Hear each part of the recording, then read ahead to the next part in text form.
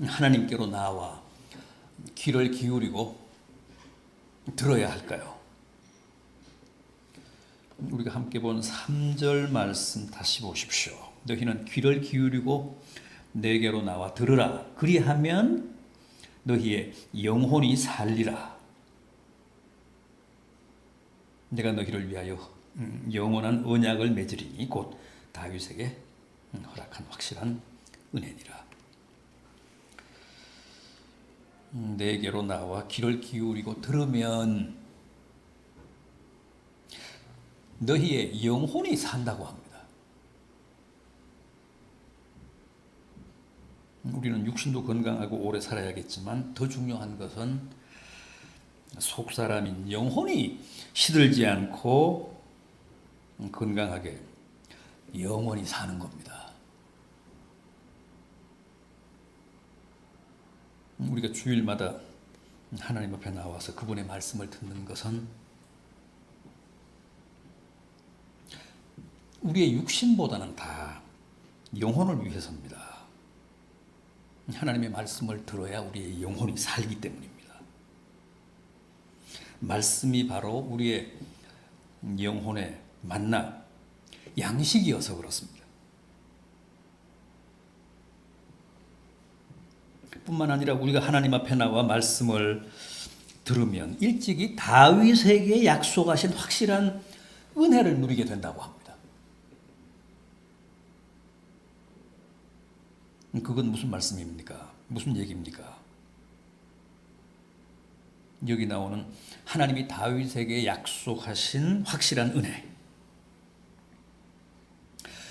다윗의 후손으로 그리스도 메시아를 보내사 우리를 구원하시고 영생하게 하시겠다는 약속 아닙니까? 여러분, 하나님 앞에 나와 말씀을 들으면 하나님이 일찍이 다윗에게 말씀하시고 약속하신 가장 확실한 은혜, 구속과 영생에 대해 우리가 바로 깨달을 수 있습니다.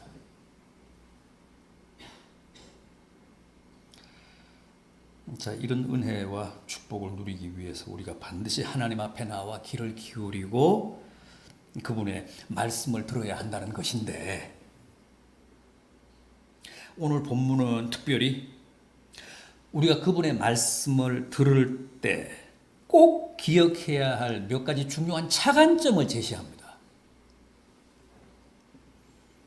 우리는 반드시 하나님 앞에 나와 귀를 기울이고 그분의 말씀을 들어야 삽니다. 그런데 하나님의 말씀을 들을 때 우리가 염두에 둬야 할 사항, 그게 뭡니까? 먼저 때와 시기에 관한 말씀이라고 합니다.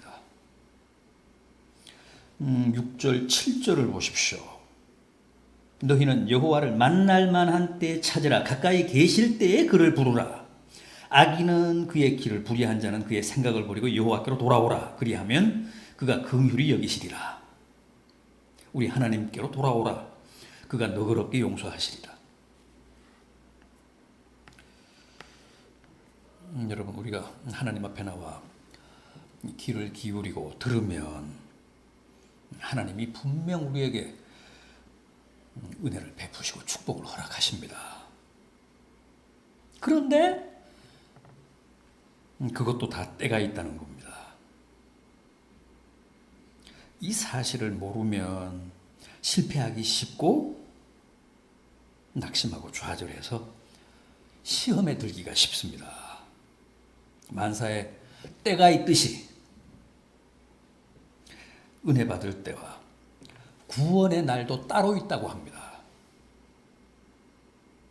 그래서 하나님이 허락하시는 때를 잘 분별해서 만날 만한 때에 하나님을 찾고 또 가까이 계실 때에 그를 부르라고 합니다.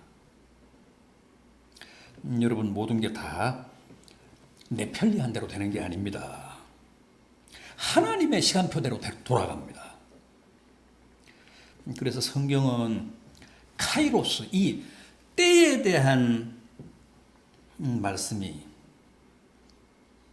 많이 나오고 또 우리의 이 때에 대해 아주 진지하게 가르칩니다. 크로노스는 일상적인 시간이지만 카이로스는 하나님이 역사하시는 시간, 하나님의 때입니다. 우리 믿는 사람들은 이 하나님의 시간, 카이로스에 대한 감각이 예민해요. 우리가 늘 투명한 영성을 가져야 하는 이유 중에 하나도 바로 그래야 하나님의 시간, 하나님의 때, 카이로스를 제대로 분별할 수 있기 때문입니다. 그러니까 고도의 영적인 감각, 영적인 감수성이 있어야 하나님의 때, 하나님의 시간, 이 카이로스를 바르게 분별할 수 있다는 거예요. 영성이 탁해져서 영적인 감각이 무뎌져서 둔감해지면 항상 하나님과의 교감에 엇박자가 납니다. 하나님과 호흡이 안 맞습니다. 카이로스가 안 맞아서, 타이밍이 안 맞아서 하나님과 내가 항상 따로 놉니다.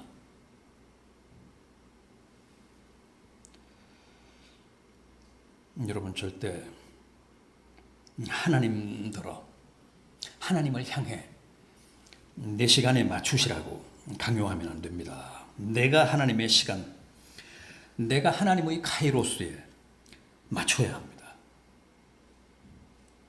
그럼에도 우리는 늘 하나님이 나와 보조를 맞추시고 하나님이 나와 호흡을 맞추시라고 강요하죠. 윽박지릅니다. 그게 아니라 내가 하나님께 맞추는 겁니다. 어떻게 해요?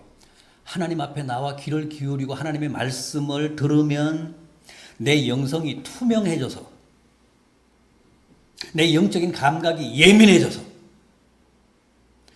나를 향하신 하나님의 때, 하나님의 시간, 카이로스를 제대로 분별해서 거기에 내 보조를 맞출 수 있다는 거예요.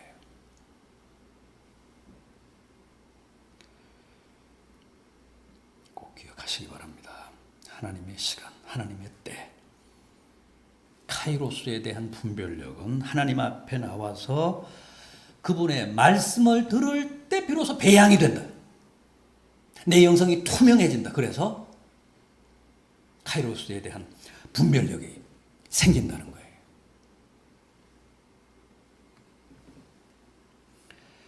다음은 하나님의 생각과 내 생각이 서로 다르다는 문제입니다. 본문 8절 상반절을 보십시오. 여호와의 말씀에 내 생각은 너희의 생각과 다르며 9절 하반절 보십시오. 내 생각은 너희 생각보다 높으니라.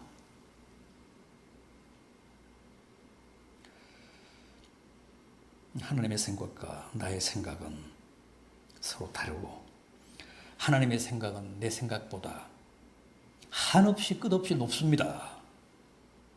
따라서 우리는 언제나 내 생각이 아니라 하나님의 생각을 쫓아야 하고 하나님의 뜻을 추구해야 합니다. 그래야 내 영혼이 삽니다. 또 다윗에게 약속하신 확실한 은혜를 누릴 수 있습니다.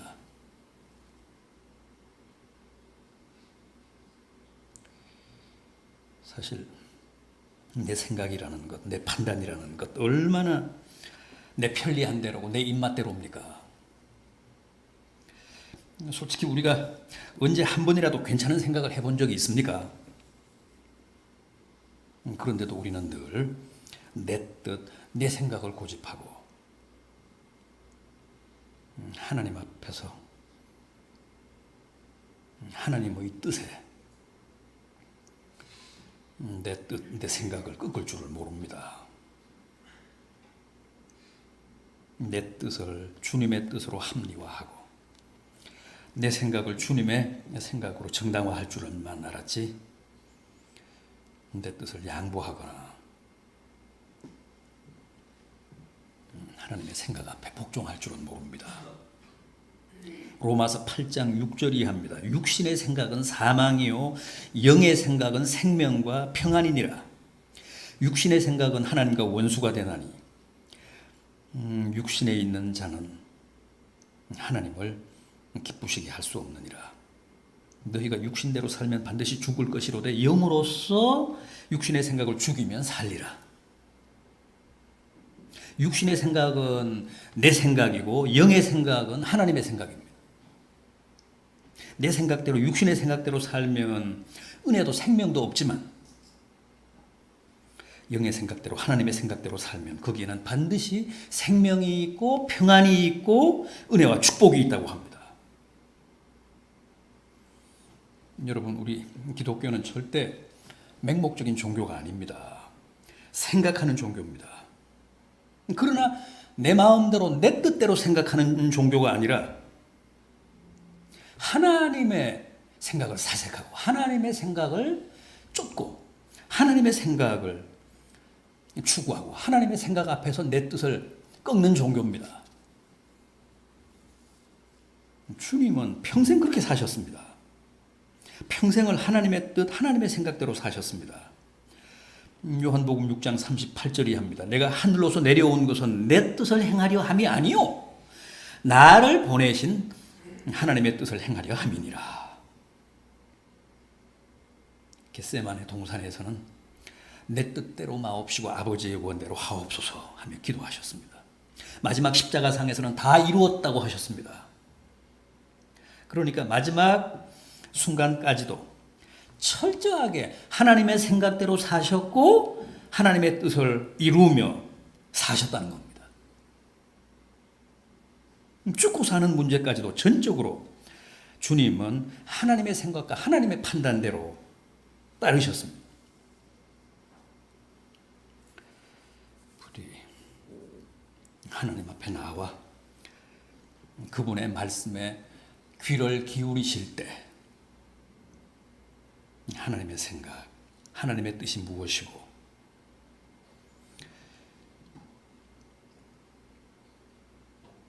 그게 나의 생각과 나의 뜻에 얼마나 다르고 어떻게 다른지를 잘 분별하셔서 내 생각이나 내 판단이 아니라 주님의 생각, 주님의 뜻을 따르고 복종함으로 여러분들의 영혼이 살고 또 다윗에게 약속하신 확실한 은혜를 누리는 성도들이 되시기를 바람하지 않습니다.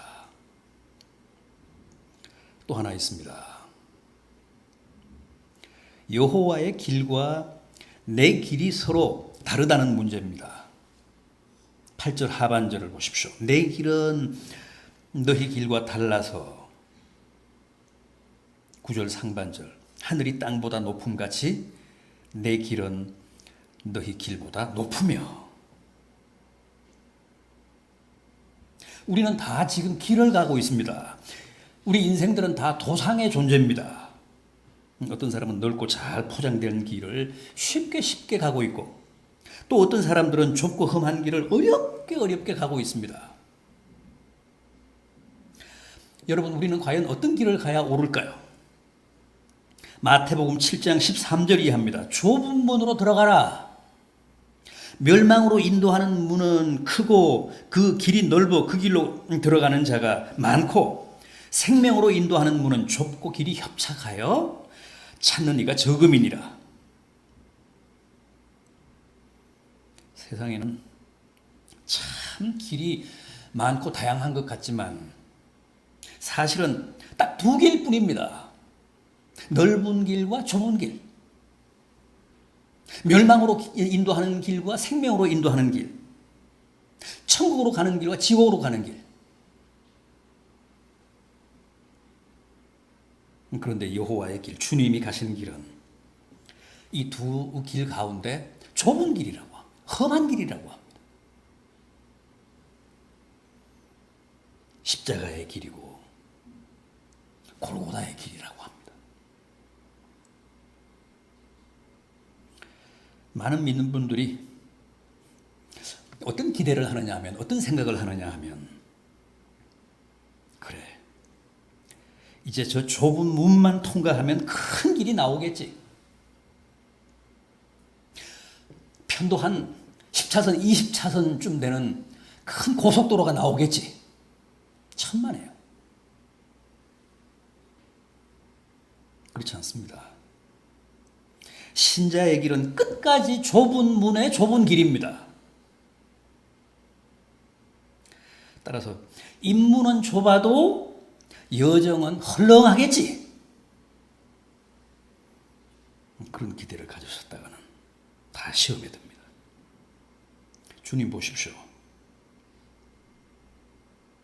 역사의 수채구멍인 말 위로 오셔서 다시 좁고 험한 골고다의 길을 걸으며 사시다가 결국은 처참한 십자가를 지시고 이 땅을 떠나셨습니다. 그리고 우리도 다 그런 길로 그 십자가를 지고 당신을 따라오기를 주문하셨습니다. 나는 좁은 길을 갔다만 너희는 널찍한 길로 와라. 그렇게 말씀하시지 않았습니다. 나처럼 십자가를 지고 좁은 골고다 길을 걸어라. 좁은 골고다의 길로 나를 쫓으라. 그러셨습니다. 잘 포장된 길이고 많은 사람들이 가는 길이라고 함부로 남을 따라가시면 안 됩니다. 진리는 결코 다수결이 아닙니다. 기독교는 하나님 절대주의, 하나님 제일주의, 모노 야웨이즘이지 민주주의가 아닙니다. 많은 사람들이 선택하고 많은 사람들이 간다고 그 길이 참이고 그 길이 진리라고 생각하시면 착각입니다. 망해도 나 혼자 망하는 게 아니니까 괜찮다 그러신다면 모르겠습니다. 저도 더 이상 할 말이 없습니다. 그러나 주님이 가신 진짜 길은 좁은 길입니다. 성서적으로 말하면 다른 길은 다 가짜고 다 사기고 다 사입입니다. 우리는 무조건 주님이 가시는 길을 따라가야 합니다.